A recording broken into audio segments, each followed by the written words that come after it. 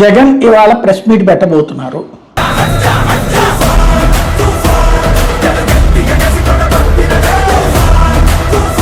జగన్ పేదలకు సంబంధించిన సంక్షేమం ప్రథమ ప్రాధాన్యం ఇస్తాడు. అట్లాగే ఇండస్ట్రియల్ గ్రోత్ అనేటువంటి సైమల్టేనియస్గా ఉండాలనుకుంటాడు. విశాఖపట్నం బేస్డ్గా డెవలప్మెంట్ గ్రోత్ ఇంజిన్ కింద తయారు చేసి దాంతో వచ్చేటటువంటి ఫండింగ్తో ఇటు అమరావతి అభివృద్ధి లేకపోతే కొన్ని రాయలసీమ అభివృద్ధి చేయాలి. ఈ ఆర్గ్యుమెంట్ అనేటటువంటి డిబేట్ దాని చుట్టూ నడవాలి.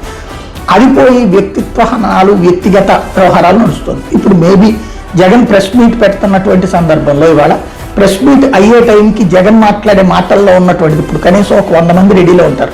జగన్ మాట్లాడే మాటల్లో తూలే మాటని మీమ్స్ చేయడానికి ఒక సెక్షను, వెటకారం చేయడానికి కొన్ని లక్షల మందిని ప్రిపేర్ చేసి 100 మంది దాని మీద ప్రిపేర్ అయ్యి ఉండటం, అట్లాగే విమర్శలు చేయడానికి కొంతమంది నేతల్ని సిద్ధంగా పెట్టి ఉంచుతారు.